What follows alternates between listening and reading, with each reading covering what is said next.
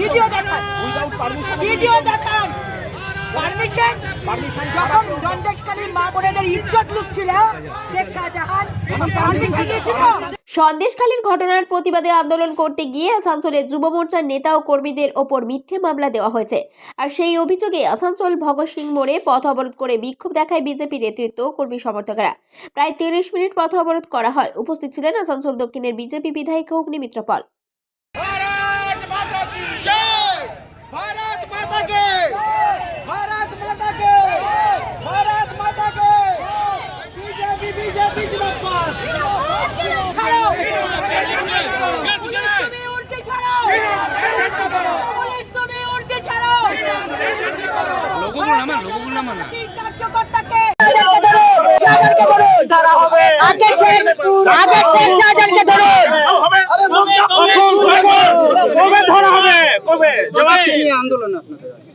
আমরা আজকে এখানে আন্দোলনে বসেছি। আমাদের ভারতীয় জনতা পার্টির যুব মোর্চার 3 জন ছেলেকে তারা নন বেলেবল কেস দিয়েছে।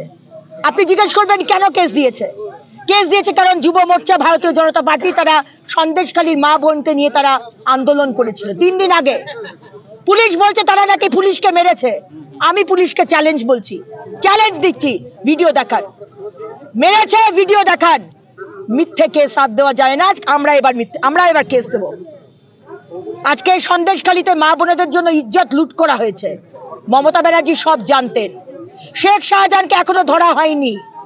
আজকে হিন্দু মা বোনেরা প্রতিবাদ করছেন আর আমাদের অ্যারেস্ট করতে আসছেন, আমাদের নন বেলেবল কেস দিচ্ছেন। এটা চলবে না। তাই আজকে ভগৎ সিং স্ট্যাচুর নিচে সমস্ত সাধারণ মানুষ, সমস্ত ভারতীয় জনতা পার্টির কার্যকর্তারা আজকে আমরা আন্দোলন করেছি, আমরা প্রতিবাদ জানাচ্ছি। আমরা পুলিশের এই অত্যাচার মানবো না।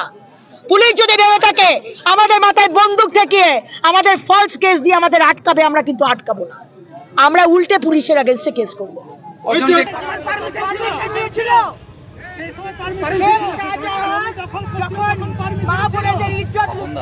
পারমিশন নিয়ে করেছিল, পারমিশন নিয়েছিল।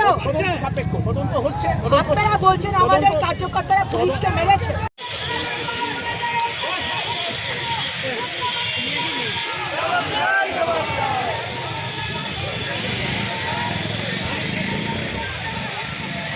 আসানসোল থেকে সঞ্জয় যাদবের রিপোর্ট, 99 নিউজ বাংলা।